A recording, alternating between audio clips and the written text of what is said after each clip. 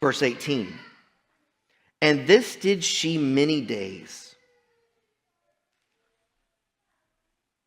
She followed them everywhere they went, constantly promoting them, building them up, puffing them up. For what purpose? To discredit, to distract, to take the truth of what they were saying and belittle it because of what she was doing. Divination does the same thing today. But Paul, being grieved. Now, I don't know how many days Paul put up with this. But Paul being, it said many. I don't know exactly what many meant. But Paul being grieved turned and said to the Spirit, I command thee in the name of Jesus Christ to come out of her. And she came, and he came, and I find this interesting. Python, came out the same hour. Now, the question I had for God is, why do you wait many days? Because I'm sitting in a place of leadership. I sit here and everybody goes, why didn't we do this? Why didn't we do this? And all the things that come up, because we pay attention. And it's like, well, we didn't speak into this. We didn't change this. All those things come up. It's like, Lord, why did Paul wait many days?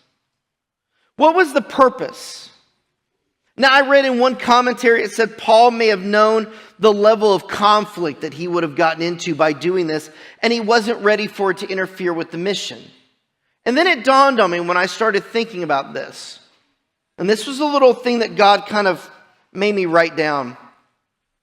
Is sometimes I delay taking action to avoid jeopardizing the timing of the mission. I'm like, whoa. Okay, I get it. So you see things happening in the world, and it's like, Lord, why didn't you take action? You've got heresies being spoken in churches. You've got people talking out. How do I not say the wrong way, God?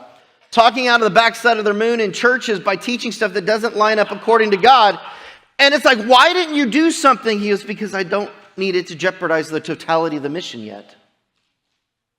And I realized, okay, God's timing truly is perfect.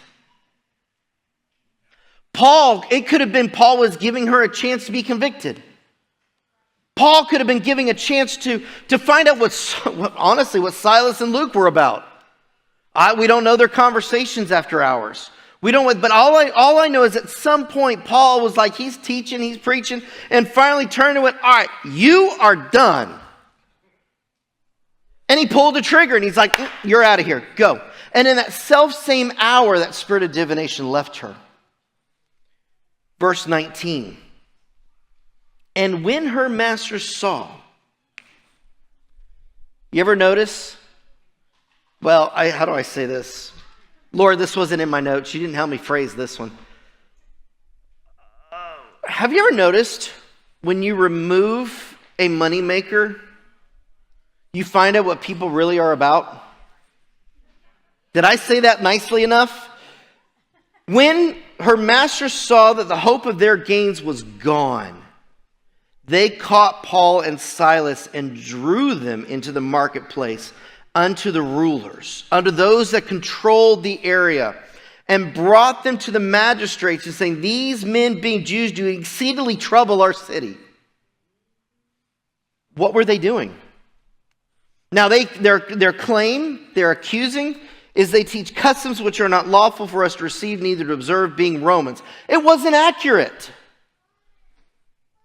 At the end of the chapter, they were totally exonerated. I gave the end of the book away, because we're not talking about that today. But by the end of the story, they were completely exonerated. They realized, you're right.